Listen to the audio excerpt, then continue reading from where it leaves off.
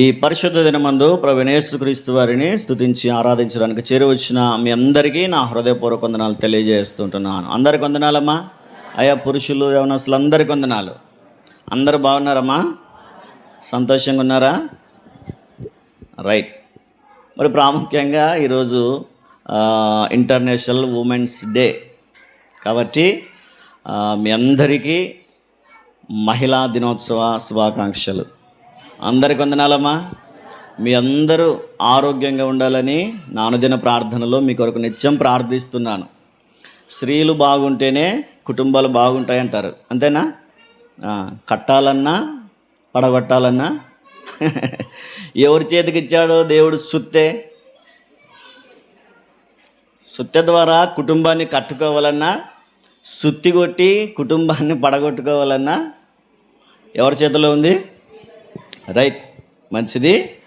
అందుకే స్త్రీలు పడుతున్న శ్రమను గుర్తించి ప్రపంచమంతా ఈరోజు మహిళా దినోత్సవాన్ని మార్చి 8 జరుపుకుంటున్నారు. అందును బట్టి మన సంఘంలో ఉన్న స్త్రీలైన వారందరికీ మరొకసారి నా హృదయపూర్వక వందనాలు తెలియజేస్తుంటున్నాను.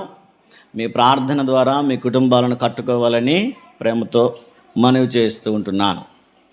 రైట్, ఈ సమయంలో కొద్ది నిమిషాలు దేవుని వాక్యాన్ని విందాం. దానికంటే ముందుగా పోయిన ఆదివారం ఏం వాక్యమైనా గుర్తుందమ్మా? ఎవరికైనా చెప్తారా?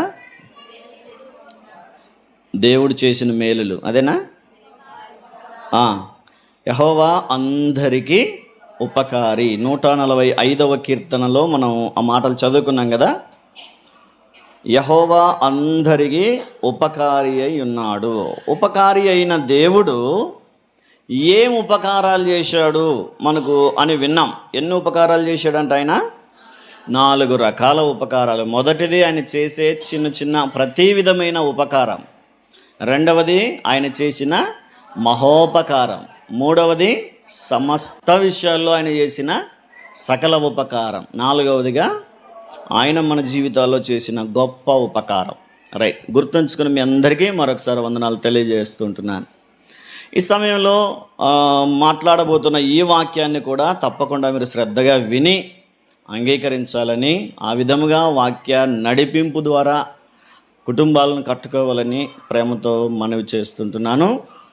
మహిళా దినోత్సవం సందర్భంగా ఈరోజు బైబిల్ గ్రంథంలో ఉన్న కొంతమంది మహిళలు వారి కుటుంబంలో ఏ విధంగా వారు తమ ప్రభావాన్ని చూపి ప్రభావవంతంగా వారి కుటుంబాన్ని కట్టుకున్నారో ఒక 2-3 కుటుంబాలను గురించి మనం వినే ప్రయత్నం చేద్దాం. మరి ప్రాముఖ్యంగా ఆ కుటుంబంలో ఆ స్త్రీ పాత్ర ఎంత గొప్పగా ఆ కుటుంబానికి ఉపయోగపడిందో మనం ఆలోచన చేద్దాం.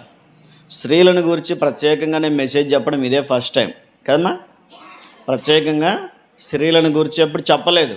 ఆ కుటుంబంలో చెప్తూ వచ్చినప్పుడు ఆ స్త్రీ గురించి ఏదైనా చెప్పానే కానీ ప్రత్యేకంగా స్త్రీలను గూర్చి చెప్పే సందర్భం నాకు రాలేదు.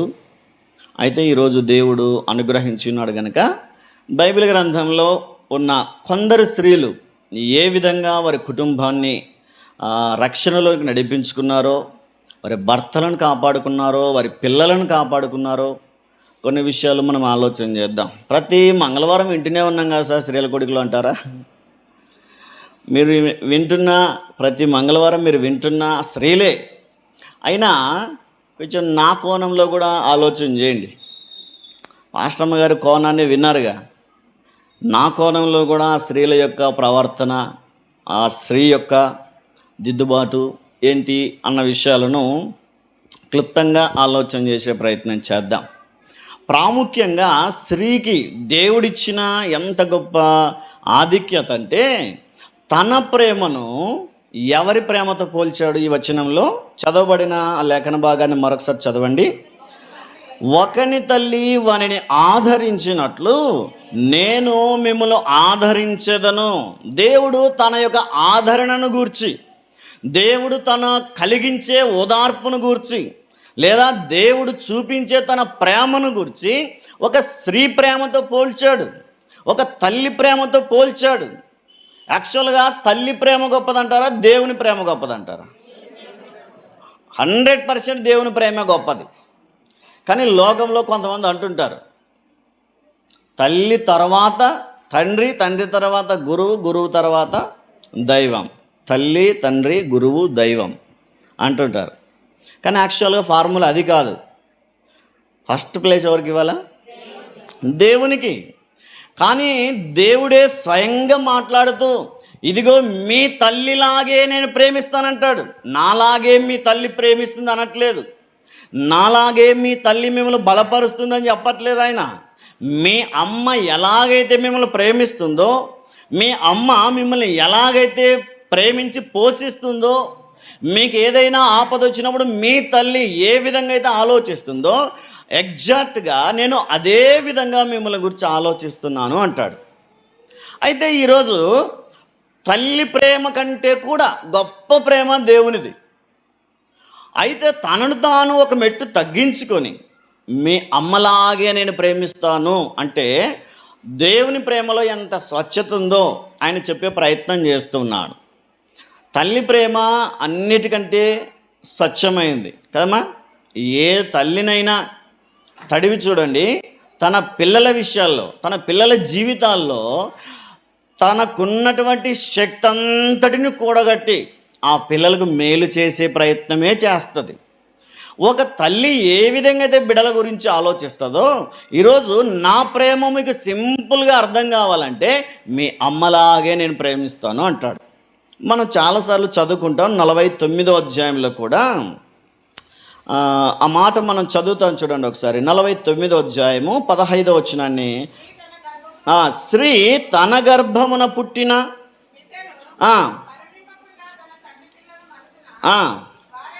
వారైనా మరుచుదురు కానీ నేను నిన్ను మరువను. హల్లెలూయా, హల్లెలూయా. స్త్రీ అయినా తన బిడ్డను మరిచిపోతుందేమో, ఏ తల్లి తన బిడ్డలను మరిచిపోదు. తన గర్భాన పుట్టిన, తన కడుపును పుట్టిన ఏ బిడ్డని ఏ తల్లి మరిచిపోదు. అవిటివాడైనా, గ్రుడ్డివాడైనా, కుంటివాడైనా, మాటలు రానివాడైనా, ఏ అంగవైకల్యం ఉన్నా సరే, ఎవరు చేరదీయకపోయినా, ఎవరు పట్టించుకోకపోయినా తన తల్లి మాత్రం తప్పకుండా చూసుకుంటుంది. అలాంటి తల్లి అయినా ఒకవేళ మరిచిపోయినా నేను మిమ్మల్ని మరవను అంటాడు దేవుడు. అంటే ఈరోజు దేవుని ప్రేమ ఎంత స్వచ్ఛమైందో, ఎంత శ్రేష్టమైందో ఒకసారి ఆలోచన చేయండి.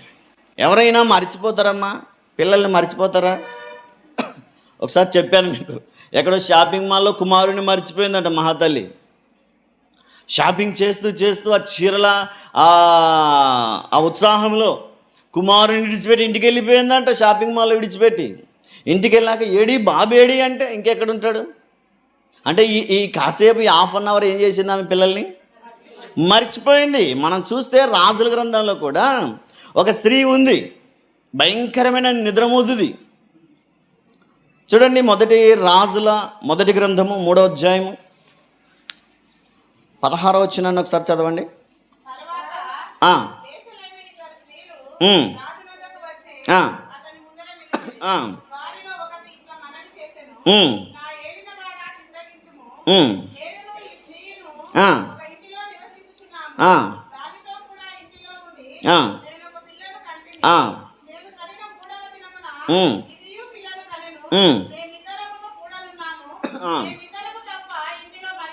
ఎవరు లేరు. అయితే రాత్రి యందు ఇది పడగలు తన పిల్ల మీద పడగా అది చనిపోయాను. ఇక్కడ చూడండి, చిన్న బిడ్డ మీద పొర్లిందంట నిద్రలో. కనీసం పక్కన బిడ్డ ఉన్నాడు, నా కుమారుడు ఉన్నాడు, నా కుమార్తె ఉంది అని కనీసం ధ్యాస ఉండదండి తల్లిదండ్రులకి. తల్లికి ఉండదా? పడుకున్నప్పుడు తన బిడ్డ మీదకి ఎక్కడ పొర్లుతానో అని గాఢ నిద్రలో సహా మేలుకుంటారు తల్లులు. కానీ మరి ఈ తల్లి ఎలాంటి తల్లి ఒకసారి ఆలోచన చేయండి. తన బిడ్డ మీద పొర్లిందంట. ఇంకా తల్లి బరువుగా చిన్న ప్రాణం ఉంటుందా? చనిపోయింది. పక్కనే మంచం మీద ఇంకొక బాలింత ఉంది. ఆమె కొంచెం జాగ్రత్తగా కొడుకు మీదకి పొరలకుండా జాగ్రత్త పడుకుంది, కొంచెం మెలకువతో పడుకుంది.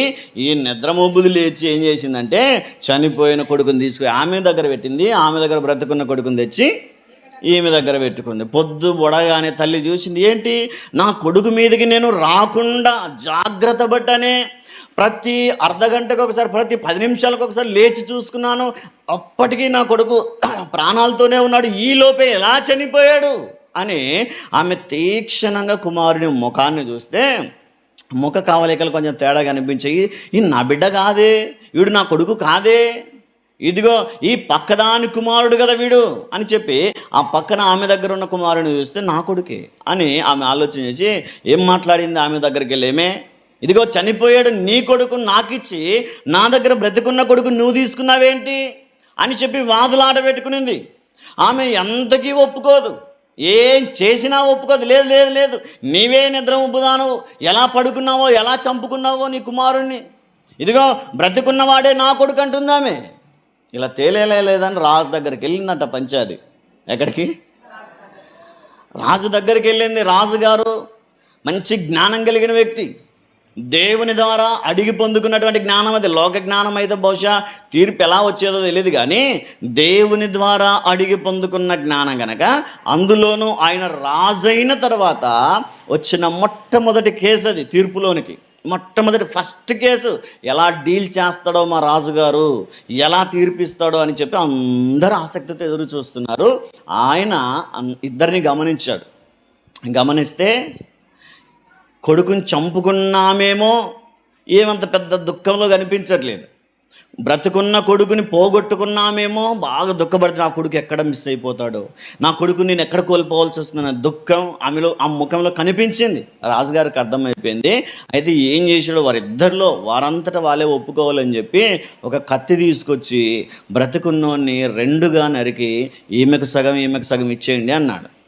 అందరూ ఆశ్చర్యపోయారు, ఇదేం తీర్పురా, రాజుగారు మన దేశాన్ని పరిపాలిస్తున్న వ్యక్తి ఎంత జ్ఞానం కలిగి ఉండాలా, ఇలా ఈయన తీర్పిచ్చాడండి, ఇంత మూర్ఖంగానా, ఇంత అమాయకంగానా, ఇదిగో చనిపోయినవాడు ఎలాగూ చనిపోయాడు, కనీసం బ్రతికున్నవాడినైనా కాపాడాల్సింది పోయి ఈయన చంపమంటున్నాడేంటి అని చెప్పి అందరూ సనుగుతున్నారు.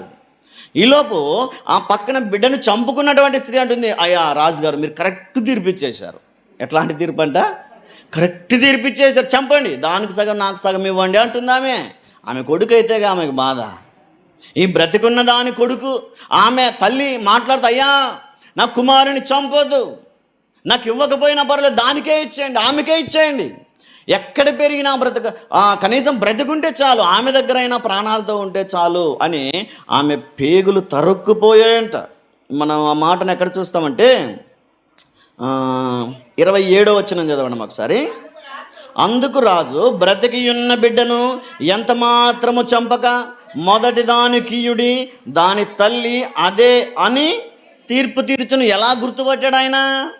ఏ తల్లి తన కుమారుని చంపుకోదు, ఏ తల్లి తన కుమారుని మరిచిపోదు, ఏ తల్లి తన గర్భాన మోసిన 9 మాసాలు మోసినటువంటి చంటి బిడ్డలను మరిచిపోరు. అట్లాంటి తల్లి ప్రేమ కంటే కూడా, అట్లాంటి గొప్ప ప్రేమ కంటే కూడా మనం ఆరాధిస్తున్న దేవుని ప్రేమే అందరికంటే గొప్పదంట. హల్లెలూయా, హల్లెలూయా. తల్లి మర్చిపోయిందా? మర్చిపోయిందా? తల్లి అయినా మరుస్తుంది, కానీ నేను నిన్ను మరిచిపోను అంటాడు దేవుడు. మరి ఏం చేస్తాడు మర్చిపోకుండా? ఆయన ఏం చేశాడు ఇప్పటిదాకా అని ఆలోచన చేస్తే యెషయా గ్రంథంలోనే 46వ అధ్యాయంలోనికి రండి ఒకసారి. 3-4 వచనాలు చదివితే దేవుడు మన విధంగా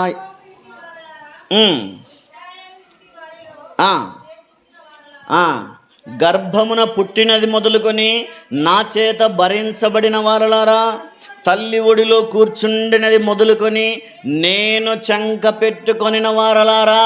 ఎట్లా పెట్టుకున్నాడట మనల్ని? చంకనెత్తుకున్నాడు. ఎట్లా ఎత్తుకుంటారు ఆడవాళ్ళు? అమ్మ స్త్రీలు ఎట్లా ఎత్తుకుంటారు?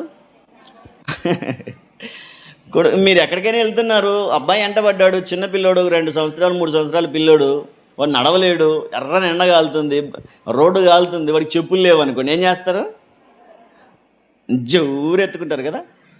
అట్లా గబుక్కును పట్టుకొని ఎలాగైతే చంకనెత్తుకుంటారో దేవుడు అలా ఎత్తుకున్నాడంట మనల్ని. ఇశ్రాయేలీయులతో అంటాడు, మీరు అరణ్యంలో మీ చెప్పులు అరిగిపోలేదంటే కారణం ఏంటి? నేను మిమ్మల్ని ఎత్తుకున్నాను, నేను మిమ్మల్ని భరించాను, ఇదిగో నేనే మిమ్మల్ని మోస్తూ తీసుకొచ్చాను. ఎప్పటి నుండి ప్రభువా? ఎప్పటి నుండి అంట? తల్లి గర్భములో, చదవండి ఆ మాట, తల్లి ఒడిలో కూర్చుండినది మొదలుకొని నేను చంక పెట్టుకొనిన వారలారా నా మాట ఆలకించుడి, ముదిమి వచ్చు వరకు నిన్ను ఎత్తుకొని వాడను. ఎప్పటిదాకంట? ఎప్పటి నుంచి ఎప్పటిదాకా? తల్లి ఒడిలో నుంచి కూర్చున్నది మొదలుకొని, ముదిమి అంటే ముసలి వాళ్ళంత వరకు, ఎవరైనా ఎత్తుకుంటాం? ముసలోళ్ళు ఎత్తుకుంటారా? ముసలోళ్ళు ఎత్తుకుంటారా ఎవరైనా? కానీ మన దేవుడు ఎత్తుకుంటాడంట. చంకలో పెట్టుకున్నాడు దేవుడు మనల్ని. చిన్నప్పటి నుండి చనిపోయేంత వరకు దేవుడు మోస్తూనే ఉంటాడు. మన ఆపదలలో, అక్కరలో, ప్రతి విధమైనటువంటి సమస్యలలో దేవుడు మన తల్లి కంటే మిక్కుటముగా ప్రేమించిన వాడు. తండ్రి కంటే ఎక్కువగా బాధ్యతలు వహించి మన బాధ్యతలను, మన అవసరాలను తీర్చినవాడు. అందుకే ఈరోజు తల్లి ప్రేమ కంటే కూడా, తండ్రి ప్రేమ కంటే కూడా ఎవరి ప్రేమ గొప్పదంట?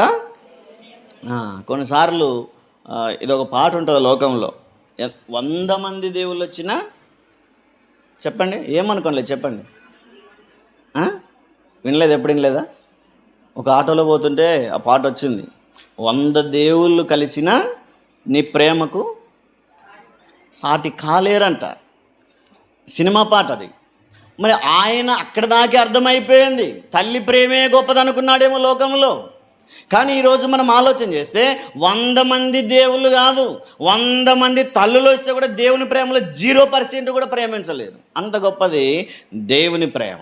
అయితే ఈరోజు అంత విలువైన ప్రేమను చూపించినటువంటి తల్లులలో కొందరిని మనం చూసే ప్రయత్నం చేద్దాం. మొదటిగా భక్తుడైన దైవజనుడైన మోషే గారి తల్లిని గురించి మనందరికీ తెలుసు. ఎవరామె? ఏం పేరు? ఎవరంట? మోషే తల్లి ఎవరు? యాకోబేదు అనండి. యాకోబేదు. ఈమె తన కుమారుని చూడండి ఒకసారి, నిర్గమకాండం 2వ అధ్యాయంలోనికి రండి. 2వ అధ్యాయం మొదటి 2 వచనాలు చదవండి.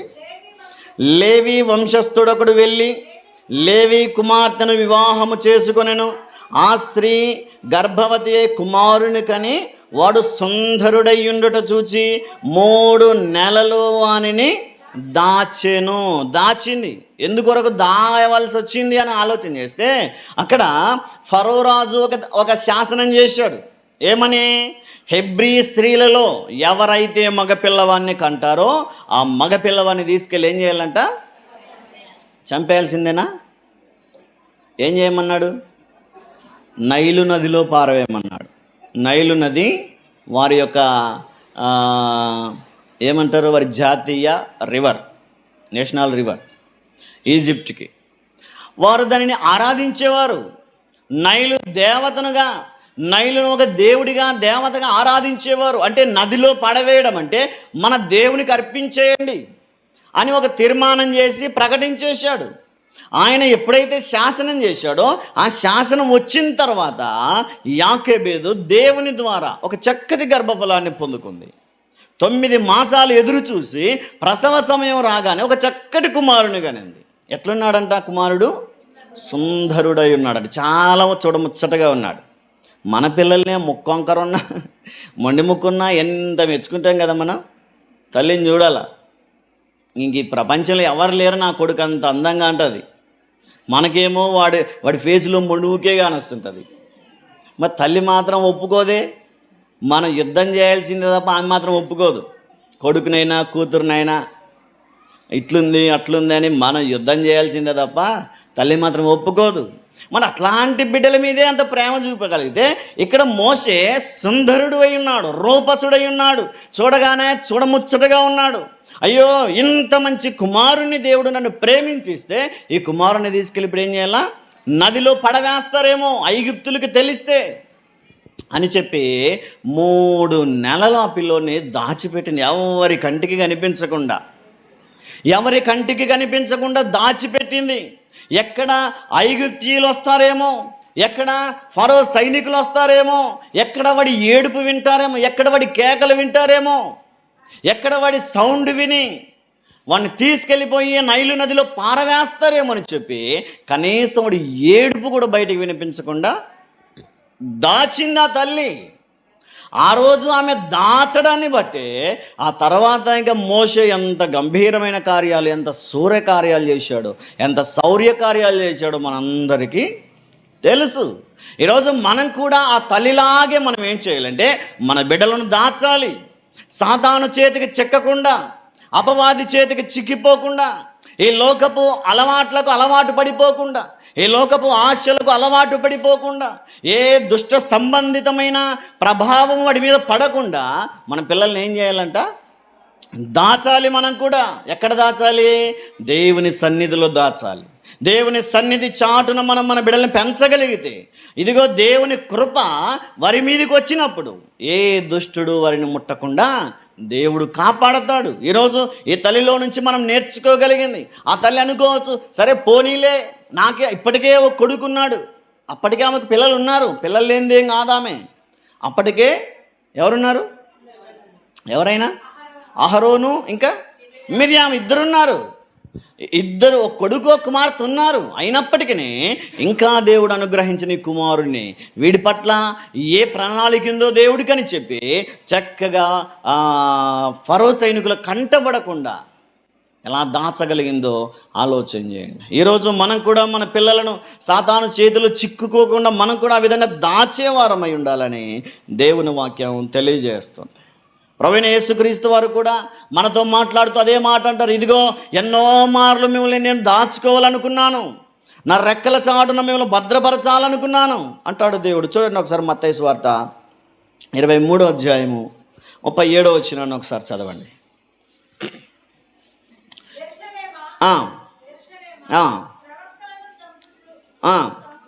చంపుచూ ఉండుదానా?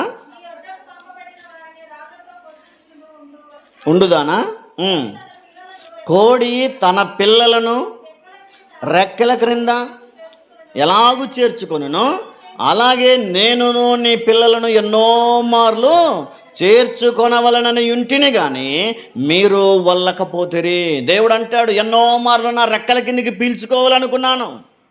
ఆకాశంలో నుంచి గ్రద్ద వచ్చిందనుకోండి, కోడి ఏం చేస్తుంది?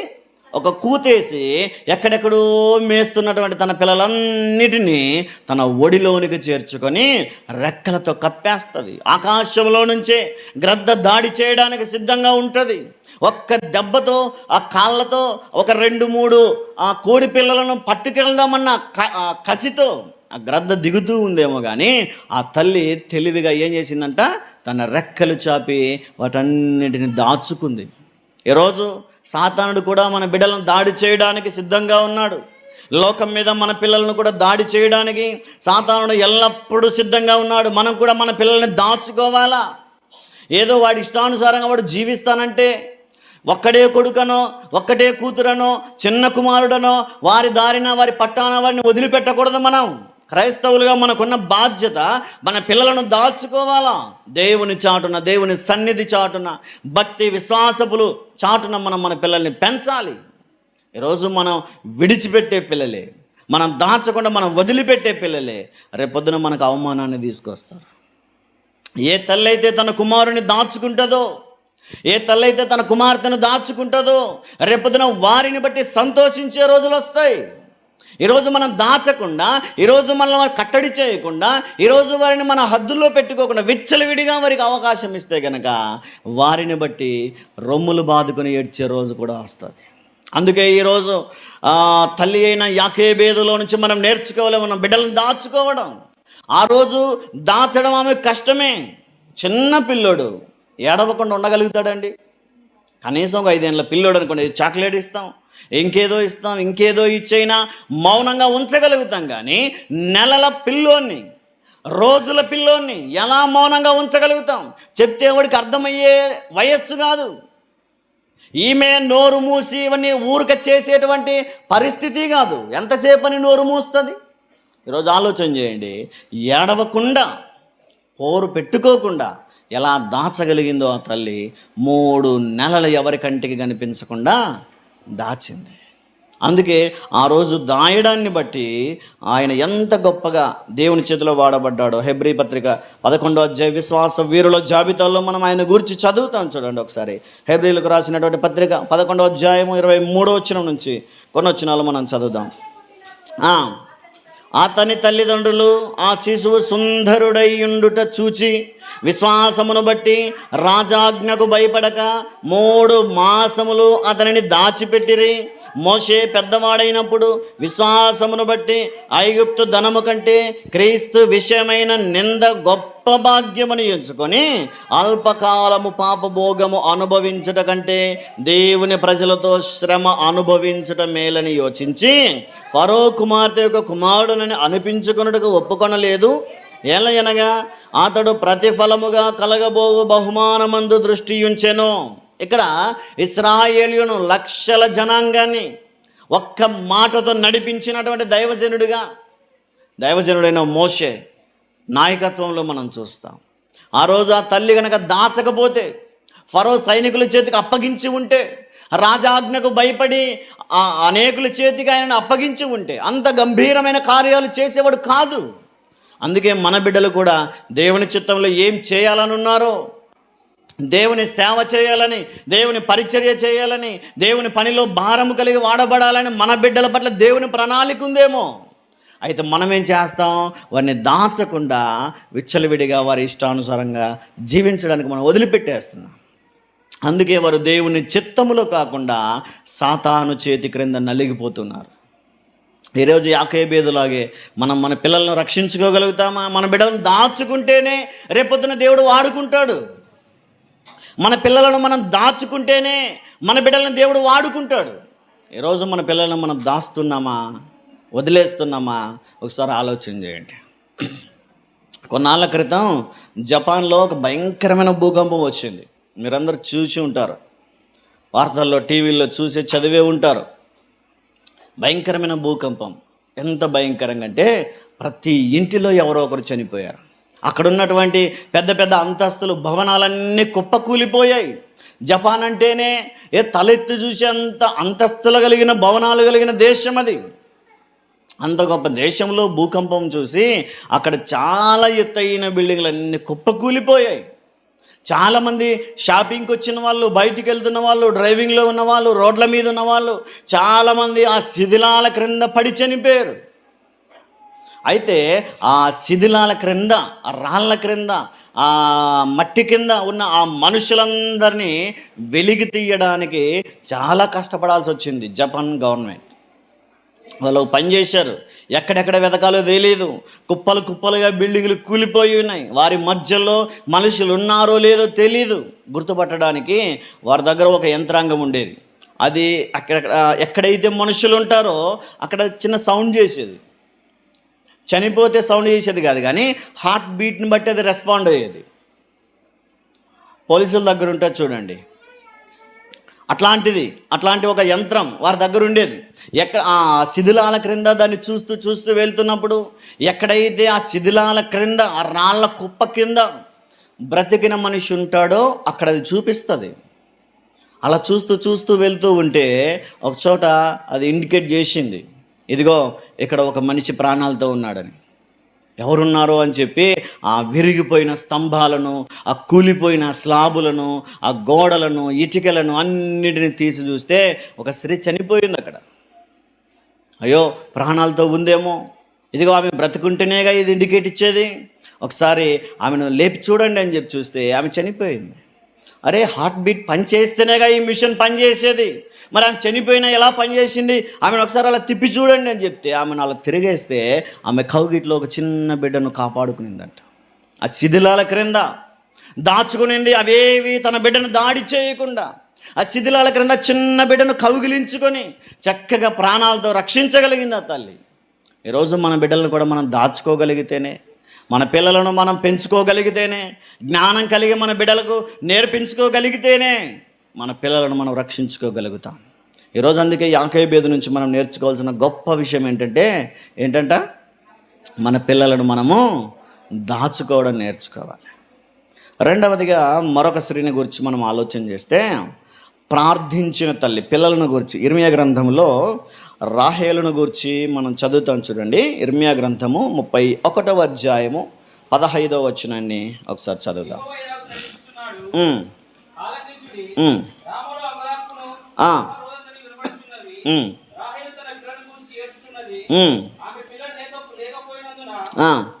ఆమె వారిని గూర్చి ఓదార్పు పొందనల్లకున్నది. ఇక్కడ రాహేలు గారు ఎవరి సతీమణి? ఇంకొంచెం టైం తీసుకోండి. ఎవరి తల్లి? ఎవరి భార్య? యాకోబు భార్య. దాన్ని చెప్పడానికి మీకు ఇంత టైం పట్టింది. యాకోబు తల్లి ఎవరు? యాకోబు తల్లి. మనం ఆలోచన చేస్తే రాహేలు ఏం చేసిందంటే బిడ్డల కోసం 15వ వచనంలో రాహేలు తన పిల్లలను గూర్చి ఏడ్చుచున్నది. ఏమని ఏడ్చింది? పిల్లలు లేరని ఏడ్చిందా? పిల్లల క్షేమం కొరకు ఏడ్చిందా? పిల్లలు లేరని ఏడ్చింది హన్నా. దేవుడు రాయించి పెట్టాడు. కానీ ఇక్కడ రామాలో అంగలార్పు అంటే అందరు ఏడుస్తున్నారు. పిల్లల వధ జరిగింది, పిల్లలను చంపుతారు. ఇది ప్రవచనం. ఈ ప్రవచనం బెత్లెహేములో నెరవేర్చబడుతుంది మనం క్రొత్త నిబంధనలో చూస్తే. అయితే ఇక్కడ రాహేలు తన పిల్లలను గూర్చి ఏడుస్తూ ఓదార్పు పొందనల్లకుంది. పిల్లలను గూర్చి, పిల్లల కోసం కాదు. ఏముంది అక్కడ? పిల్లలను గూర్చి అనుందా? పిల్లల కోసం అనుందా? తన పిల్లల కోసం ఏడుస్తూ ఉంది. తన పిల్లల రక్షణ కోసం, తన పిల్లల క్షేమం కొరకు, తన పిల్లల యొక్క బాగోగుల కొరకు ఆ తల్లి ఏడ్చి ప్రార్థించిందంట. ఎవరు చెప్పినా వినే స్థితిలో లేదు, ఎవరు చెప్పినా ఓదార్పు పొందే స్థితిలో లేదు. ఆ తల్లి అంత గట్టిగా ఏడ్చేది, దేవుని సన్నిధిలో ఓదార్పు లేనంతగా ఏడ్చి ఏడ్చి ఏడ్చి ప్రార్థన చేసేది. ఈరోజు రాహేలును గూర్చి మనం ఏం నేర్చుకోగలుగుతాం చెప్పండి? రాహేలు నుండి తల్లులైన వారందరూ చెప్పండి, ఏం నేర్చుకోగలుగుతారు? మన పిల్లల కోసం దేవునికి మొర్ర పెట్టుకోవాలా, మనం ప్రార్థించాలా. మన పిల్లలు ఎక్కడికి వెళ్తున్నా, ఏ పని చేస్తున్నా, మన పిల్లల క్షేమం కొరకు మనం అనుదినం ప్రార్థన చేయాలా. మన పిల్లలు క్షేమంగా వెళ్ళి సురక్షితంగా రాగలుగునట్లుగా మనం ప్రతిదినం ప్రార్థన చేయాలా. ఒక వ్యక్తి ఆర్మీలో పనిచేసేవాడు, యుద్ధంలో భయంకరంగా పోరాడేవాడు. యుద్ధం అనగానే ధైర్యంగా ముందుకెళ్ళేవాడు. ఒరే, మేము ఇంత భయపడి చేస్తూ ఉన్నాం. యుద్ధం అంటే ఎక్కడ మనకు తుపాకీ గురి పెడతారో, ఎక్కడ మన మీదకి ఒక బాంబు వేస్తారో, ఎక్కడ మనలను చిక్కుల్లో వేసి నాశనం చేస్తారని భయపడి కొంత అడుగేస్తున్నామే. నువ్వెందుకంత ధైర్యంగా ముందుకెళ్తున్నావు అంటే అతడు చెప్పిన మాట ఏంటంటే, నేను ఇక్కడ యుద్ధం ప్రారంభించగానే ఈ వార్త న్యూస్లో మా తల్లి చూసి యుద్ధం ముగిసేంత వరకు మోకరిస్తుంది మా అమ్మ అన్నాడట. అదే అతడి ధైర్యం. ఇక్కడ యుద్ధం ప్రారంభించబడింది అని న్యూస్లో ఎప్పుడైతే వార్త వింటదో ఆ యుద్ధంలో ఏ కుమారుడు చావకూడదు, ఏ కుమారుడు ప్రాణాలు కోల్పోకూడదు, ఏ తల్లికి ఆ బాధ రాకూడదని చెప్పి ఆ యుద్ధం ప్రారంభించినది మొదలుకొని ఆ యుద్ధం నిష్క్రమించబడిందనే వార్త వచ్చేంత వరకు ఆ తల్లి మోకరించి ప్రార్థన చేసేదంట. ఈరోజు మీ కుమారులు చెప్పగలరా అంత ధైర్యంగా? ఈరోజు మీ బిడ్డలు మీ గురించి ఆ విధంగా చెప్పగలరా? ఇదిగో నేను ఒక పని మీద వెళ్తున్నాను, ఆ పని ముగించుకొని వచ్చేంత వరకు మా అమ్మ నా కోసం ప్రార్థిస్తుందని. ఇదిగో నేను ఎగ్జామ్కి వెళ్తున్నాను, ఎగ్జామ్ హాల్లోకి వెళ్ళిన దగ్గర నుంచి తిరిగి ఇంటికి చేరేంత వరకు మా అమ్మ నా కోసం ప్రార్థిస్తుందని ఏ కుమారుడైనా ఏ కుమార్తె అయినా మీ గురించి చెప్పగలుగుతారా? ఈరోజు ఆలోచన చేయండి. మన పిల్లల కోసం మనం ప్రార్థించే తల్లులుగా ఉండాలి. మన బిడ్డలను ఏ విధంగా అయితే దాచుకుంటామో, దాచుకున్న పిల్లలను దేవుడు వాడుకున్నట్లుగా మనం అనుదినం ప్రార్థన చేయాలా. మార్కు సువార్తలో కనాను స్త్రీ తన బిడ్డను గురించి ఎంత మొరపెట్టిందో ఒకసారి ఆలోచన చేయండి. మార్కు సువార్తలో మనం చూస్తే 7వ అధ్యాయం 25వ వచనం నుంచి కొన్ని వచనాలు మనం చూడగలిగితే చూడండి. 25వ వచనం చదవండి.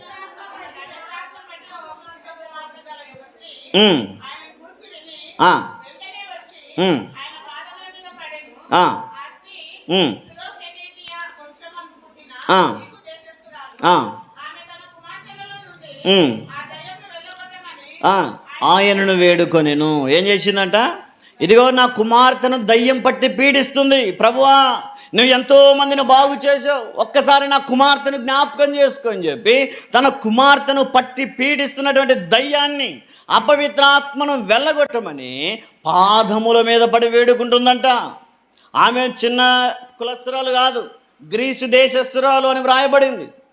కనాను స్త్రీ. లూకా సువార్తలో మనం చదివితే, మత్తయి సువార్తలో మనం చదివితే కనాను స్త్రీ అని ఉంది. మార్కు సువార్తలో గ్రీసు దేశస్తురాలు అని ఉంది.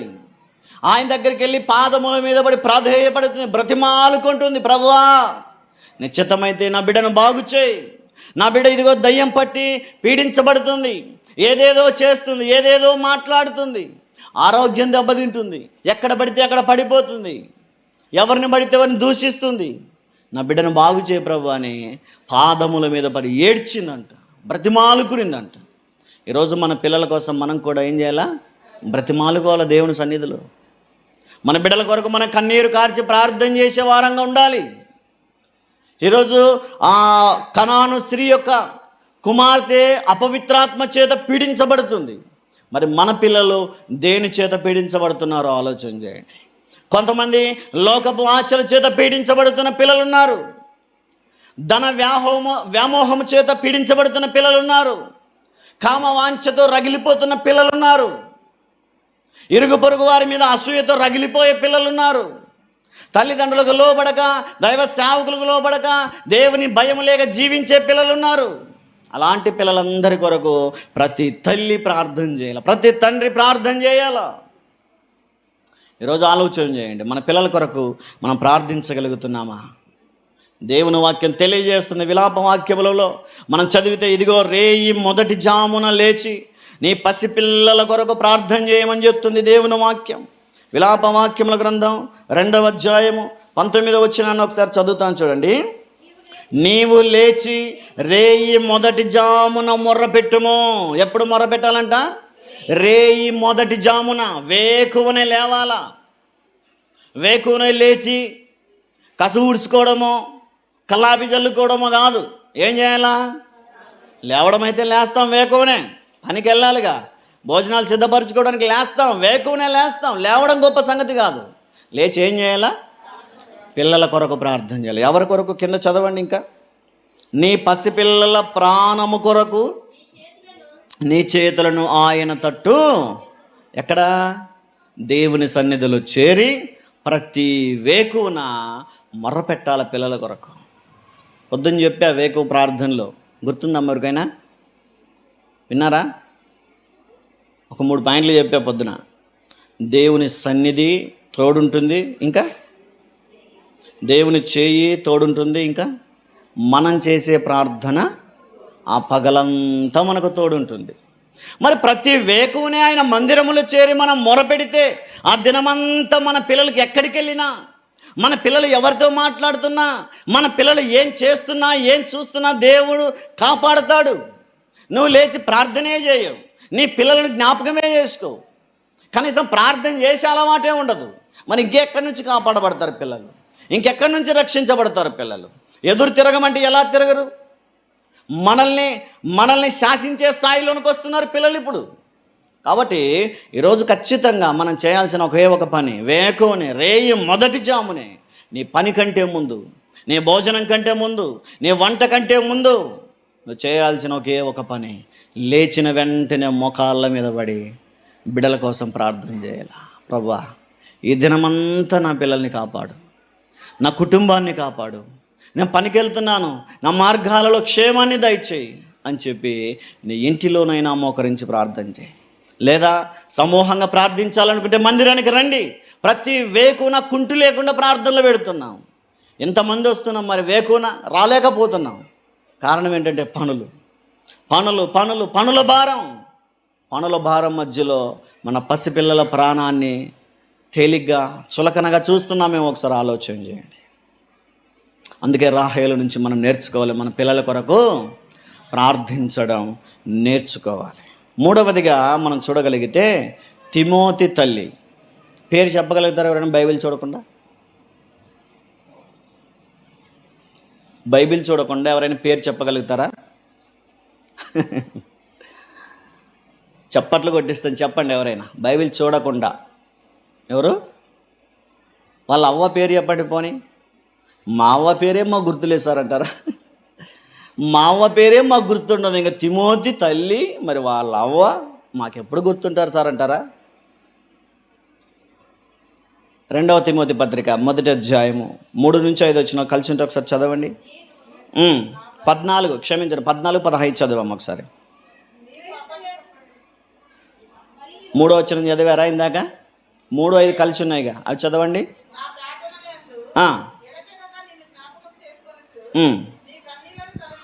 ఉమ్, ఆ, ఉమ్, ఉమ్.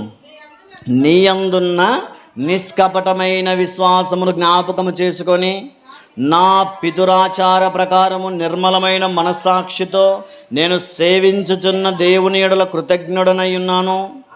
ఆ విశ్వాసము, ఇక్కడ ఈ మాటను గుర్తుంచుకోండి, ఆ విశ్వాసము మొదట నీ అవ్వ అయిన లోయిలోను నీ తల్లి అయిన యూనికేలోను వసించెను. అది నీయందు సహా వసించుచున్నదని నేను రూఢిగా నమ్ముచున్నాను. దేని గురించి మాట్లాడుతున్నాడు పౌలు? విశ్వాసమును గూర్చి. దేని గురించి అంట? విశ్వాసమును గూర్చి. అది మొదట మీ అవ్వలో ఉండేది. లోయలో ఆ విశ్వాసాన్ని నేను చూశాను. లోయలో నుండి ఇదిగో మీ తల్లి అయినటువంటి యూనికేలోనికి అదే విశ్వాసం వచ్చింది. ఇప్పుడు అదే విశ్వాసం నీ తల్లి అయిన యూనికేలో నుండి నీలోనికి కూడా వచ్చింది. నీలో కూడా ఆ యొక్క విశ్వాసాన్ని నేను చూస్తున్నాను. నీలో అంత గొప్ప విశ్వాసం ఉంది. మీ అమ్మ లాంటి విశ్వాసం, మీ అవ్వ లాంటి విశ్వాసాన్ని నీలో చూస్తున్నాను. ఇదిగో తిమోతి, ఎక్కడి నుంచి వచ్చింది నీకు ఆ విశ్వాసం? 3వ అధ్యాయం 14-15 చదవండి. ఇప్పుడు 3వ అధ్యాయం 14-15 కలిసి ఉంటే చదవండి. క్రీస్తు యేసునందు ఉంచవలసిన విశ్వాసము ద్వారా రక్షణార్థమైన జ్ఞానము నీకు కలిగించుటకు శక్తిగల పరిశుద్ధ లేఖనములను బాల్యము నుండి నీవెరుగుదువు. ఎప్పటి నుండి?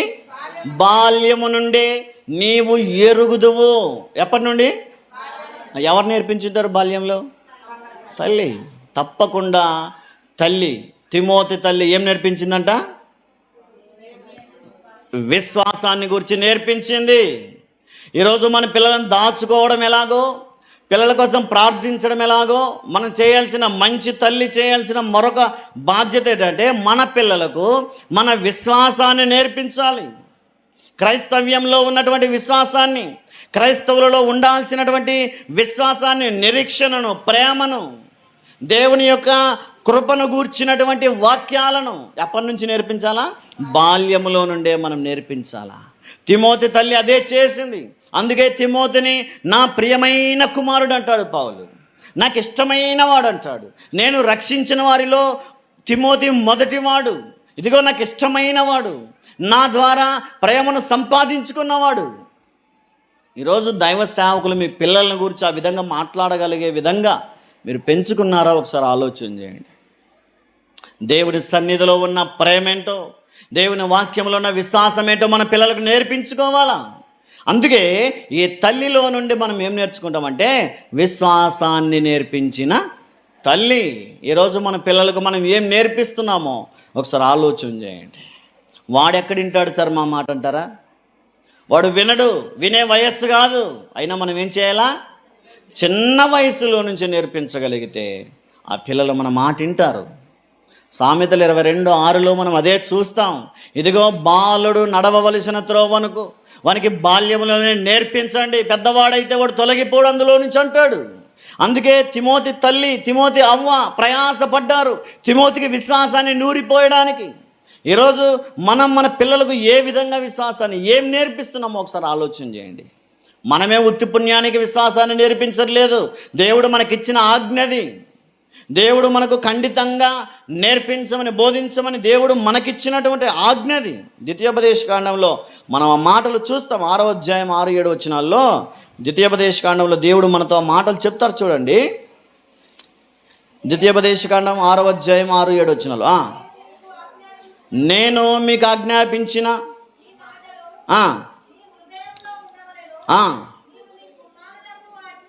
నీవు నీ కుమారులకు వాటిని అభ్యసింపజేసి నీ ఇంట కూర్చుండునప్పుడు, త్రోవను నడుచునప్పుడు, పండుకొనున్నప్పుడును, లేచునప్పుడును వాటిని గురించి మాట్లాడాలి. పిల్లలతో మాట్లాడాలి.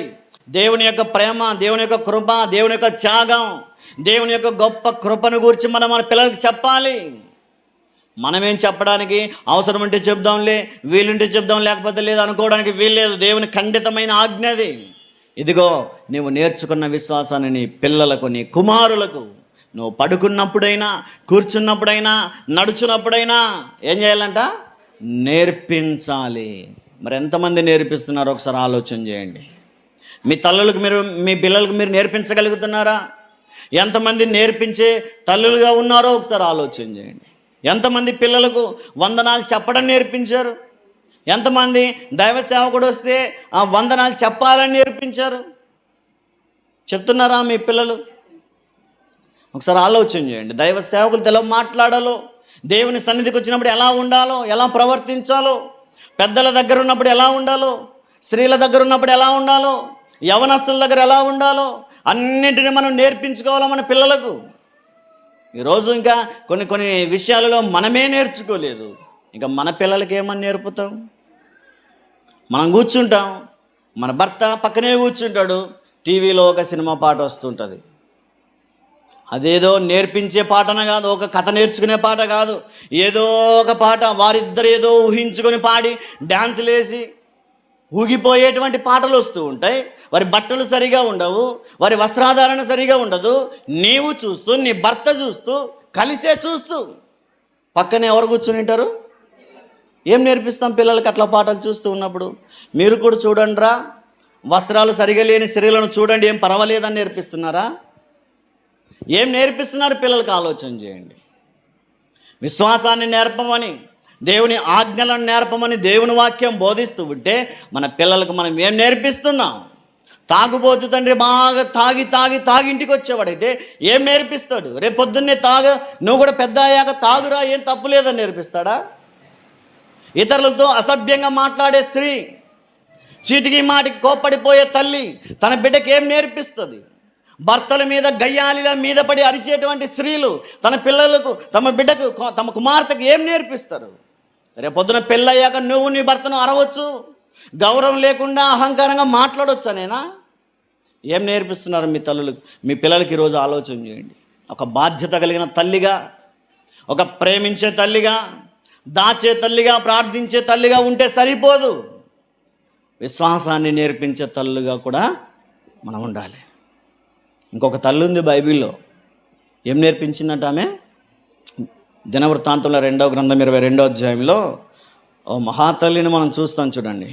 దినవృత్తాంతంలో 2వ గ్రంథము 22వ అధ్యాయం 2-3 వచనాలు ఒకసారి చదవండి. అహజ్యా ఏలన ఆరంభించినప్పుడు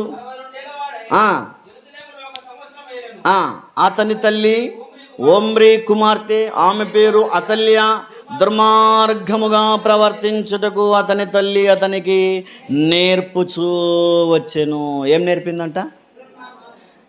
ఎవరైనా నేర్పుతారు. ఏ తల్లి అయినా, కనీస జ్ఞానమున్న ఏ తల్లి అయినా తన పిల్లలకి దుర్మార్గంగా మాట్లాడడం నేర్పుతుందా?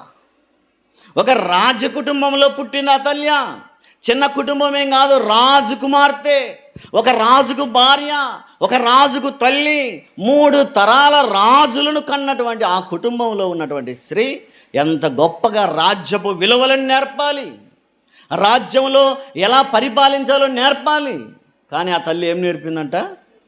దుర్మార్గంగా ఎలా మాట్లాడాలో, గౌరవం లేకుండా, అహంకారంతో, గర్వపు హృదయంతో, గర్వపు మాటలు ఎలా పలకాలో నేర్పించిందంట తల్లి. ఇంకా నేర్పకుండానే నేర్చుకునే పిల్లలు ఉన్న కాలంలో నేర్పిన తర్వాత ఆయన ఊకే ఉంటాడా? భయంకరంగా చెడిపోయిన స్థితిలో అహజ్యాను మనం చూస్తాం. ఆహాబు కంటే దుర్మార్గంగా ప్రవర్తించాడు. భయంకరంగా ప్రవర్తించిన, దేవునికి వ్యతిరేకంగా జీవించిన ఆహాబు కంటే దుర్మార్గంగా జీవించి చనిపోయాడు. కనీసం ఎవరు దయతలచని నీచమైన స్థితిలో అతడు చనిపోయినట్లుగా మనం చూస్తూ ఉన్నాం. ఈరోజు మన పిల్లలకు మనం ఏం నేర్పుతున్నాం? విశ్వాసాన్ని నేర్పించిన యూనికేలాగా లేకపోయినా పర్వాలేదు, కానీ దుర్మార్గతను నేర్పించిన ఆ తల్లిలాగా మాత్రం మనం అస్సలు ఏమ్మా అలా ఉండాలా? ఎవరిలా ఉంటారు? ఆ తల్లిలాగానా, యూనికేలాగానా? యూనికే ఓకేనా? ఒకడు కోడిగుడ్డు తీసుకొచ్చాడంట. అమ్మా ఇదిగో గుడ్డు దొరికిందే, కోడి పెట్టింది. ఎక్కడా? పక్కన ఇంట్లో కోడి గుడ్డు పెట్టింది. ఎవ్వరు లేరమ్మా వాళ్ళ ఇంట్లో. ఇదిగో తీసుకొచ్చానే, ఆమ్లెటే తిందాం. మా నాయన కదనే ఇట్లా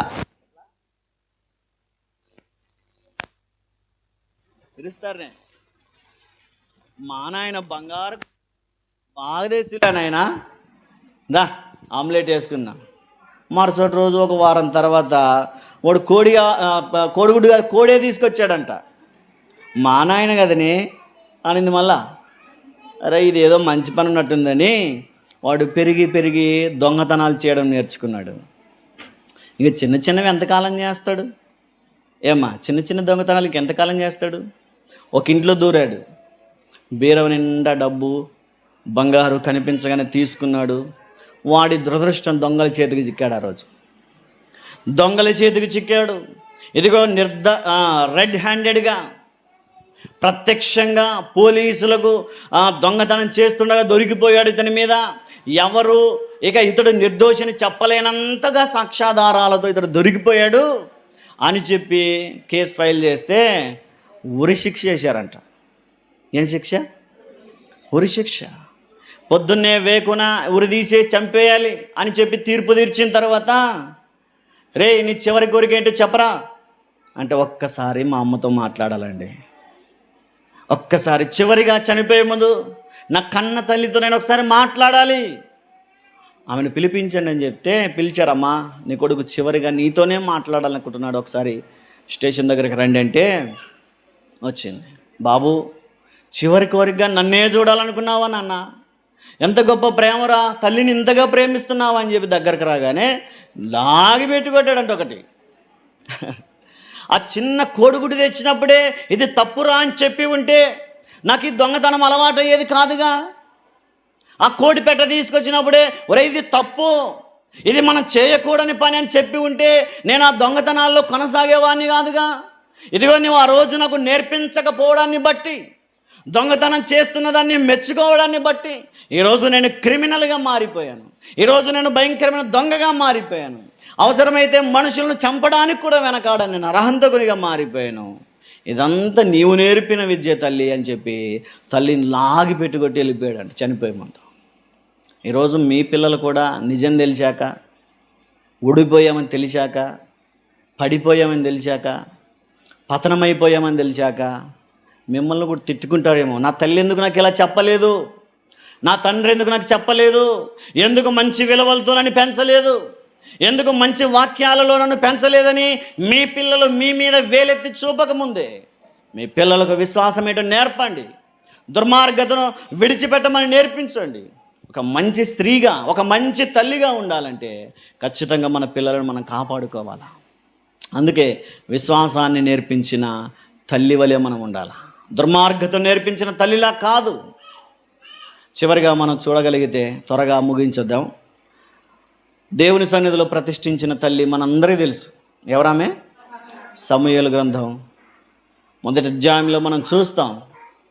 తల్లి అయిన హన్నా తన కుమారుణ్ణి పాలు విడిచిన వెంటనే దేవుని మందిరానికి తీసుకొచ్చినట్టుగా మనం చూస్తాం. చూడండి, 1 సమూయేలు గ్రంథం 1వ అధ్యాయం 24వ వచనాన్ని ఒకసారి చదువుదాం.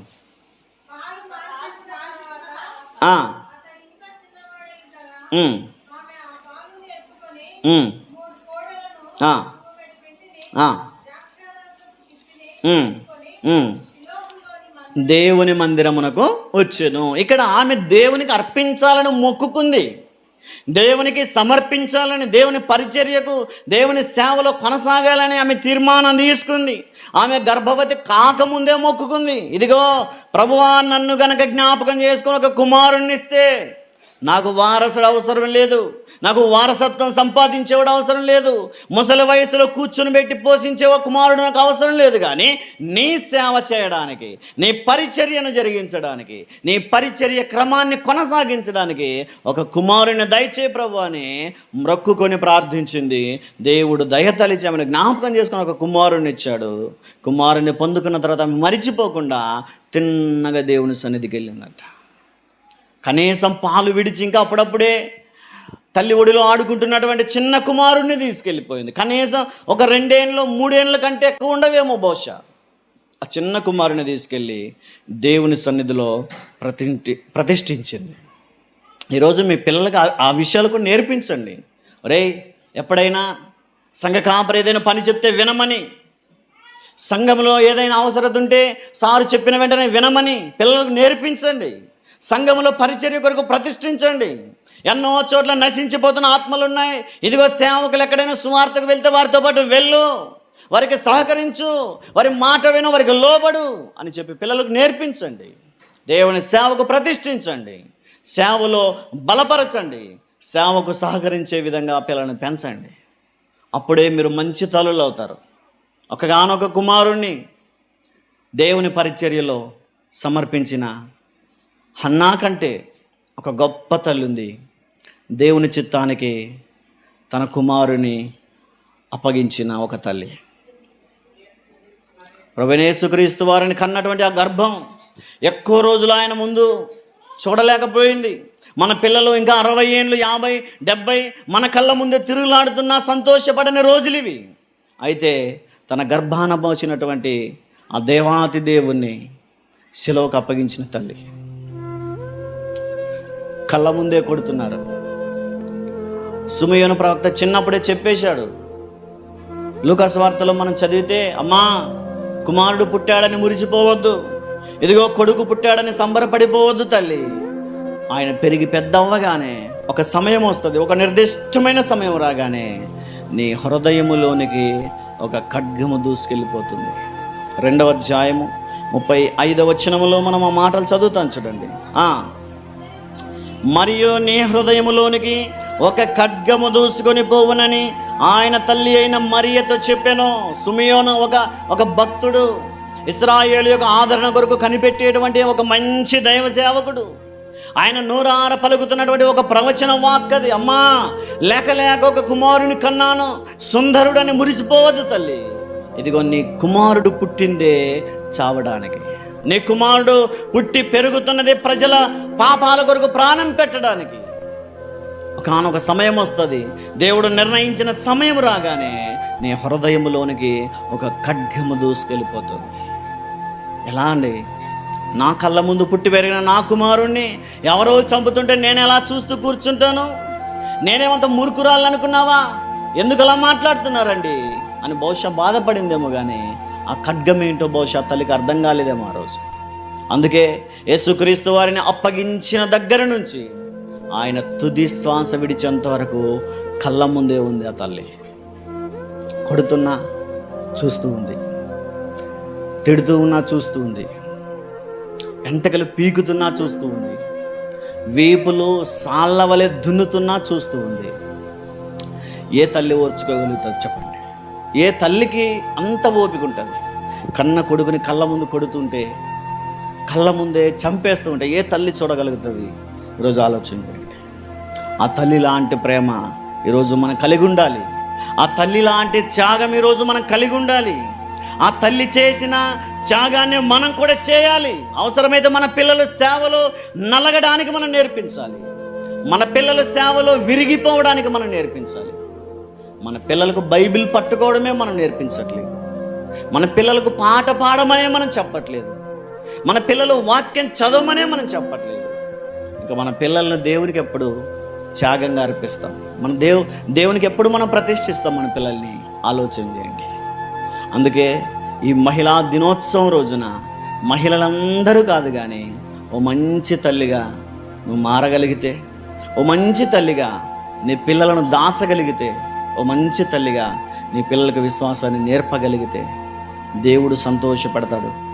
నీ హృదయాన్ని చూసి, నీ సమర్పణను చూసి, నీ నేర్పరితనాన్ని చూసి ఆ దేవుడు సంతోషపడతాడు. కాబట్టి ఈ మహిళా దినోత్సవం రోజున అందరూ గౌరవిస్తున్నారేమో, దేవుడు నిన్ను గౌరవించగలడా? అమ్మా నువ్వు చాలా మంచిదానివి తల్లి, నా కొరకు చాలా ప్రయాసపడుతున్నావు, నీ పిల్లలను చాలా చక్కగా పెంచుతున్నావని దేవుడు నీకు చెప్పగలిగే ఆత్మీయ స్థితి మీకుందా?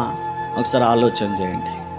లేకపోతే ఇకనైనా ఒక మంచి తల్లిలా, ఒక మంచి భార్యలా, ఒక మంచి కుమార్తెలా మంచి మనస్సుతో జీవించే ప్రయత్నం చేయండి. మహిళా దినోత్సవం అంటే ఇది మా కొరకు ఏర్పాటు చేయబడిన రోజు అని చెప్పుకొని సంకలు గుద్దుకోవడానికి కాదు. ఆ మంచితనం మనలో ఉందో లేదో, ఆ మంచి లక్షణాలు మనలో ఉన్నాయో లేదో, ఆ మంచి పెంపకం మనలో ఉందో లేదో మనల్ని మనమే పరీక్షించుకునే రోజు. కాబట్టి బైబిల్ గ్రంథంలో మనం చూసాం, ఒక 5-6 తల్లుల్ని మనం చూసాం. ఏ తల్లి వలె ఉన్నా పర్వాలేదు కానీ ఆ తల్లి వలె మాత్రం మనం ఉండకూడదు. కాబట్టి ఈరోజు దేవుడు మెచ్చే తల్లిగా, ఓ మంచి తల్లిగా నా పిల్లలకు నేను నేర్పిస్తాను, బోధిస్తాను అని ఒక తీర్మానం తీసుకుందాం. కళ్ళు మూసుకుందాం, ప్రార్థన చేద్దాం. మోకరించగలిగేవారు మోకరించే ప్రయత్నం చేయండి. నిజంగా నేను కూడా ఒక మంచి తల్లిలా ఉండాలనుకుంటున్నాను ప్రభువా. నా పిల్లలను విశ్వాసంలో పెంచాలనుకుంటున్నాను ప్రభువా. నా బిడ్డలు నా మాట వినట్లేదు, దయతో వారిని నీవే కాచి కాపాడు ప్రభువా. నేను రేయి మొదటి జామున చేస్తున్న నా ప్రార్థన నా బిడ్డలకు కాపుదలను అనుగ్రహించేటట్టుగా నేను ప్రయాసపడే కృపను దయచే ప్రభువా. నేను విశ్వాసాన్ని నేర్పించే తల్లిగా, లోకములో సాతాను చేతికి చిక్కకుండా నా కౌగిలిలో దేవుని సన్నిధిలో దాచుకునే తల్లిలా నేను ఇక నుంచైనా ఒక మంచి తల్లిలా జీవిస్తాను ప్రభువా. యాకోబు వలె, ప్రార్థించిన రాహేలు వలె, విశ్వాసాన్ని నేర్పిన యూనికే వలె, నీ కొరకు కుమారుని ప్రతిష్ఠించిన హన్నా వలె, లోక రక్షణ కొరకు తన పేగు బంధాన్ని తెంచుకొని పుట్టినటువంటి తన స్వయాన తన సొంత కుమారుని అప్పగించిన తల్లి అయిన మరియ వలె ఒక మంచి తల్లిలా నేను జీవిస్తాను ప్రభువా. ఆ కృపను నాకు దయచేయమని ప్రార్థన చేసి అడిగే ప్రయత్నం చేయండి. ప్రార్థన చేద్దాం. మహాపరిశుద్ధుడైన మా గొప్ప తండ్రి, మీ ఉన్నతమైన శ్రేష్టమైన పాదములకు స్తోత్రాలు రాజా. నిజముగా ఈ మహిళా దినోత్సవం రోజున మా సంఘములో ఉన్న ప్రతి తల్లి ఏ విధంగా జీవించాలో, ప్రతి తల్లి ఏమి నేర్పించాలో, ఏమి బోధించాలో, పిల్లలను ఏ విధంగా దాచుకోవాలో, పిల్లల కొరకు ఏ విధంగా ప్రార్థించాలో, విశ్వాసాన్ని ఏ విధంగా నేర్పించాలో మంచి మనస్సుతో వారు వినడానికి మీరు ఇచ్చిన కృపను బట్టి స్తోత్రాలు నాయనా. నిజముగా ఈ మంచి తల్లుల వలె మా సంఘములో ఉన్న ప్రతి తల్లి మార్చబడ్డానికి మీరే కృప చూపించండి. ఒకవేళ ఇష్టానుసారంగా జీవించడానికి పిల్లల్ని విడిచిపెట్టారేమో, ఇక నుంచైనా దేవుని సన్నిధిలో నా కుమారుడు దాగాలి, దేవుని సన్నిధి చాటున, దేవుని రెక్కల చాటున నా కుమార్తె పెరగాలి అని ఆశపడే తల్లులుగా వారు ప్రార్థిస్తూ ఉంటుండగా దయతో జ్ఞాపకం చేసుకునండి. విత్తబడిన ఈ వాక్యం వ్యర్థం కాకుండా ప్రతి వారి హృదయములలో మీరు ఫలింపజేయమని ఈ సమయంలో ఎందరైతే తీర్మానం తీసుకున్నారో వారి బిడ్డలందరినీ చక్కగా మంచిగా విశ్వాసంలో పెంచగలిగే తల్లులుగా వారిని మార్చుమని యేసుక్రీస్తు వారి నామములో వినయముతో అడిగి వేడుకొని పొందుకునేట్టున్నాము తండ్రి. ఆమేన్. ఆమేన్.